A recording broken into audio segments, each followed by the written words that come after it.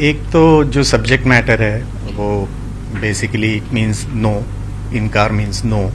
अपना जो हिंदी का इनकार है उसका मतलब होता है नो, राइट। चूंकि ये कहानी एक किडनैपिंग स्टोरी है और ऑलमोस्ट 95% ऑफ द फिल्म गाड़ी के अंदर ही है, तो कैमरा बाहर नहीं आता है। सो हमारे जैसे यूजुअली होता है, हमने बहुत टाइटल्स, कम से कम 100-150 टाइटल्स सोचे थे इसके लिए, और फिर ये टाइटल दिमाग में मैं सोच रहा था इन द कार, ऐसा कुछ। तो आजकल जो ट्रेंड है ना वो थोड़ा स्पेलिंग के साथ ट्विस्ट खेलते हैं, जैसे क्रिश में भी कितने आर थे या के थे, पठान में भी 2 ए है, तो then it stuck me, I can join the both words and I can use both meanings, you know. तो उस वजह से, और फिर मैंने जब लोगों को बताना चालू किया, मेरे क्रू एंड प्रोड्यूसर्स को, इंस्टेंटली सबको बहुत पसंद आया title. So then we lock the title in car.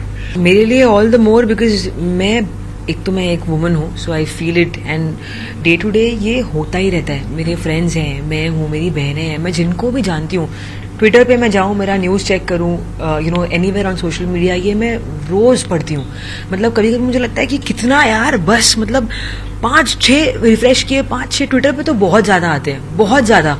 मतलब मुझे लगता है कि ये कब बस होगा, ये कब बंद होगा। एंड मैं बचपन से एक मार्शल आर्टिस्ट हूँ, एंड मेरे डैड, मेरा भाई, हम लोग सब लोग ने मिलके एक मार्शल आर्ट्स अकेडमी शुरू की, पापा की तो बहुत पहले से। तो हम चलाते हैं उसको, and we do all these seminars and we give all these training to people कि कैसे खुद को बचाना है, कैसे हैंडल करना है उस सिचुएशन को। तो मैं बहुत पैशनेटली फील करती हूँ इस चीज़ के बारे में। तो मेरे लिए वो बहुत मुश्किल था, बिकॉज जो भी इमोशंस थे वो नेचुरल, जो जैसे हमने फिल्म को डब नहीं किया है, हम लोगों ने सिंक साउंड में शूट किया है, तो आप सुनेंगे मेरी आवाज में वो इमोशन है, क्योंकि मैं इतना डीपली फील करती हूँ उस चीज को। मेरे अंदर से वो गुस्सा आता है, मेरे अंदर से वो जुनून निकलता है इस टाइप की स्टोरी सुन के। आई थिंक किसी भी औरत को ऐसा फील होता होगा। एंड मैं तो बहुत ज़्यादा एक्सप्रेसिव इंसान हूँ भी, मैं बहुत इमोशनल इंसान हूँ। देख के मैं दिखाती हूँ मैं बहुत स्ट्रांग हूँ, मुझे कोई फर्क नहीं पड़ता, मैं ये करूँगी, मैं वो करूँगी, पर एक्चुअली अंदर से मैं बहुत सेंसिटिव एंड इमोशनल टाइप की इंसान हूँ। सो आई थिंक मेरे लिए ये बहुत परफेक्ट रोल था एज एन एक्टर, अगर मैं बोलूँ तो, क्योंकि मैंने खुद के बारे में बहुत कुछ सीखा। मुझे समझ में आया कि मेरे अंदर इतने सारे इमोशंस हैं, इतने डिफरेंट टाइप्स के मैं चीज़ें कर सकती हूँ, but as a human being, as a woman, this was life changing. मतलब मुझे बहुत चैलेंजिंग लगा है ये रोल करना। आई थिंक मैंने बहुत सीखा है इस रोल से, एंड एज अ वुमन बहुत इमोशनल था, बहुत ज़्यादा। मार्शल आर्ट जानती हैं आप, कहीं ख्याल आता था शूट के दौरान कि अगर ये रियल लाइफ खुदा ना खास्ता हो तो मैं इस तरह से निकल सकती हूँ, इस तरह से इनको मार सकती हूँ? वो मुझे बहुत गुस्सा आता था पूरे टाइम। मतलब ना, मैं ऐसे बैठे रहती थी बीच में, हाथ फोल्ड करके डरी हुई सी। मैं अंदर से सोचती थी एक्शन बोलने के पहले, सर के एक्शन बोलने के पहले सब दिमाग में, तो मैं सोचती थी इसको ना मैं यहाँ से एक अगर हाथ मारूंगी ना, ये भूल जाएगा इसका नाम क्या है, इसको सब भूल जाएगा, अगले 10 दिन तक उठेगा नहीं, ये सब मैं सोचती थी अंदर से। बट जैसे ही डायरेक्टर एक्शन बोलते थे तो ऑफकोर्स वो सब कहाँ याद रहता है, सब भूल जाते हो आप, एंड आप इन द मोमेंट रहते हो। बट हाँ, ऐसा मुझे बहुत बार लगता था, एंड आई थिंक उन लोगों ने सही तरह से इस फिल्म में, सर ने इसका इस्तेमाल भी किया है। जैसे ट्रेलर में एक शॉट है where she uses the torch and वो जख्मी करती है सामने वाले को, एंड वो भागती है वहां से। तो ये एक बहुत ही, अगर मैं इसको एनालाइज करूँ as a martial artist, as somebody who teaches self defence, that is the right thing to do in the moment. तो उस लड़की का प्रेजेंस ऑफ माइंड उस टाइम पे काम किया। टेक्निकलिटी कुछ नहीं होती इसमें कि आपको method number 1, step number 1, step number 2, उस टाइम पे जैसे आपका बॉडी नेचुरली मूव करता है, आपने क्या देखा आसपास में, आप किस चीज को यूज कर सकते हो as a weapon, that is what works in the moment. Actually the germ of the idea वहीं से आई।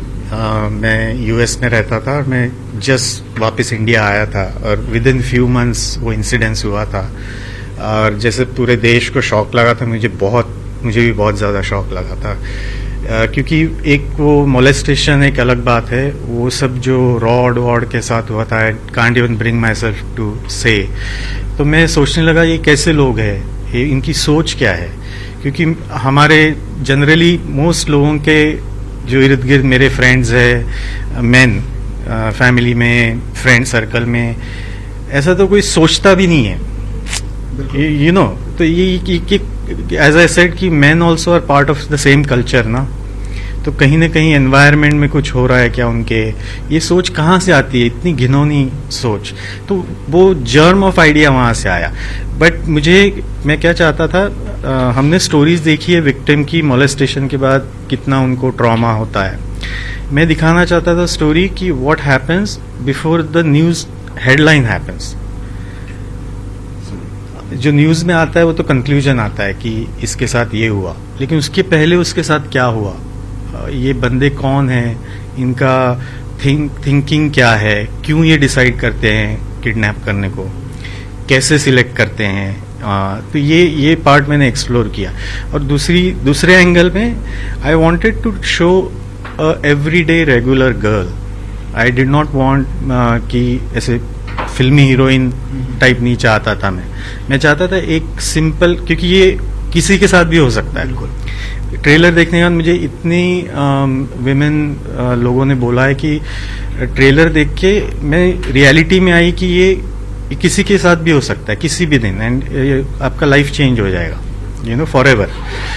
तो मैं चाहता था कि वो लड़की एकदम एवरीडे गर्ल हो, और फिर मैंने दिखाया कि उस सिचुएशन में वो लड़की कितना प्रेजेंस ऑफ माइंड रखती है, कितना she tries on her level, she tries ways to get away, escape, ताकि और भी मैं स्पॉइलर नहीं देना चाहता हूँ, बट वो फिल्म में मैंने ये दोनों एंगल दिखाए। और दूसरा क्या है कि हमने डिसाइड किया था कि हम प्रीच नहीं करेंगे, हम सिंपली दिखाएंगे।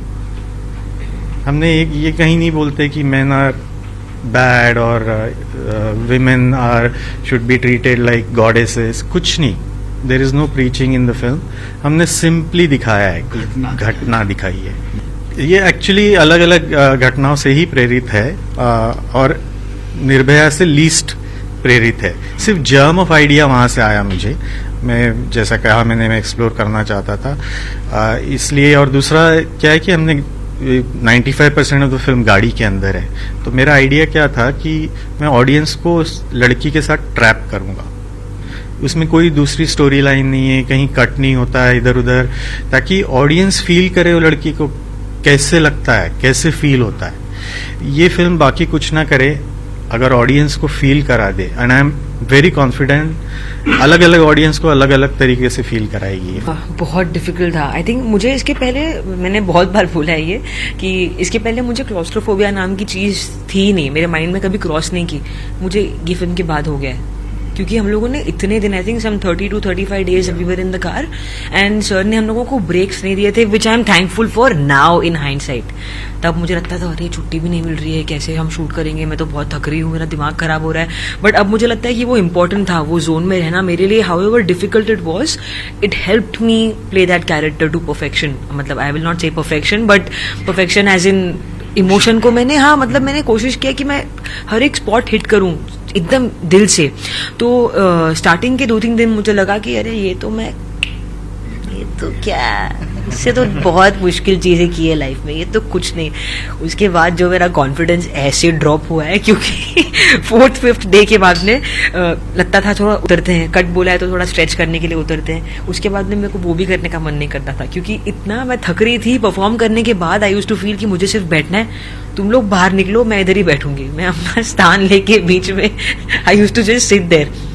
तो इवेंचुअली मैंने गिव अप कर दिया था टू इवन लाइक स्ट्रेच और get up and anything. I just thought कि ये खत्म करते हैं इस फिल्म को, उसके बाद थोड़ा रिलैक्स करेंगे। बट बहुत डिफिकल्ट था, क्योंकि मुझे एक तो कार में मुझे पीछे बैठना नहीं पसंद, मैं हमेशा आगे बैठना पसंद करती हूँ, ताकि मुझे यहाँ का व्यू मिले, यहाँ का व्यू मिले, वहाँ का व्यू मिले मुझे सब जगह देखना पसंद है। और यहाँ पे मैं बीच में बैठी हूँ, एंड वो सीट भी बहुत अनकंफर्टेबल होती है, एंड इतने लोग थे नॉन स्टॉप। एंड कई बार था, मुझे सर बोलते थे कि अभी ना just look out and look into the distance, look lost.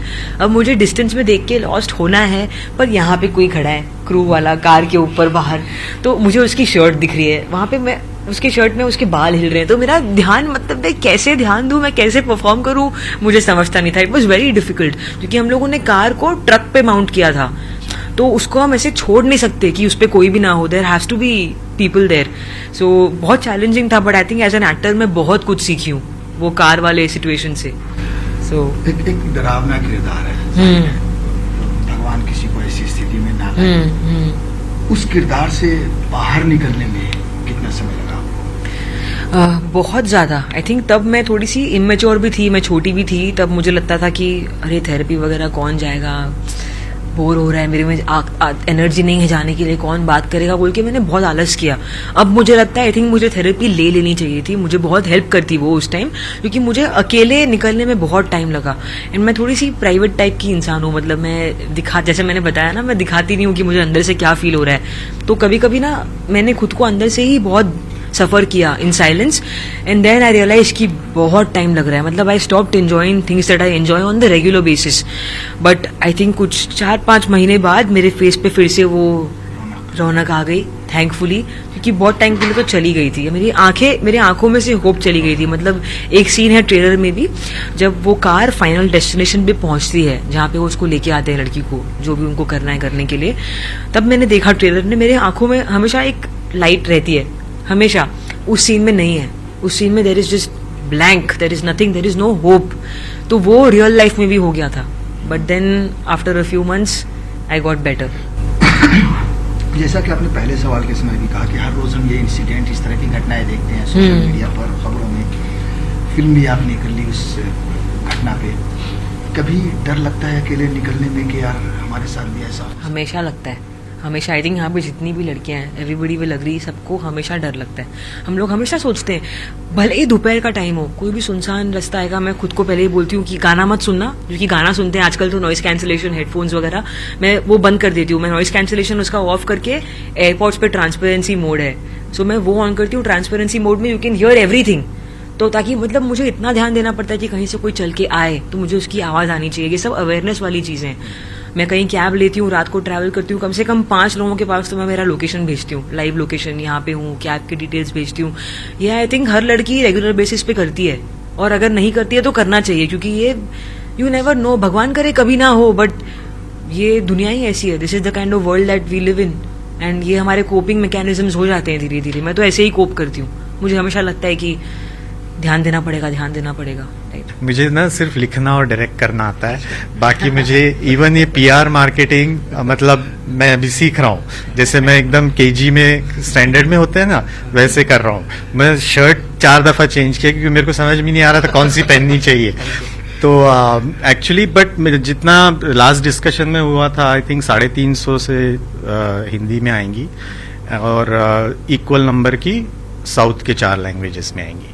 हाँ, तो डिसेंट रिलीज है। हॉलीवुड में आपने 10 साल काम किया, क्या फर्क लग रहा है दोनों जगहों पे? गुड क्वेश्चन, क्योंकि एक्चुअली सरप्राइजिंगली मैं जब वहाँ था LA में, मेरे काफ़ी यहाँ के फ्रेंड्स थे बॉलीवुड के, तो मुझे लगता था ये इंडस्ट्री काफ़ी अनप्रोफेशनल है। हाँ, लेकिन थैंकफुली बाय द टाइम मैं यहाँ पहुँचा, वापस आया, तब तक आई वॉज सो सरप्राइज। इस देश में इतना टैलेंट है, इतना टैलेंट है, टेक्नीशियन से लेके, एक्टिंग से लेके, writers, even the marketing and everything, it's cutting edge, you know.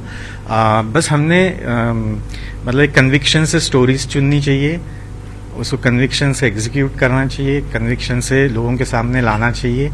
Otherwise और एक मेजर डिफरेंस है, अपने यहाँ के सारे मतलब DOP से लेके, कैमरा पीपल से लेके, editors, all this HODs, they work very fast. Hollywood में इतना फास्ट काम नहीं करते लोग। सो आई एम वेरी हैप्पी कि मैं यहाँ पहुंचा तब सब लाइन पे था।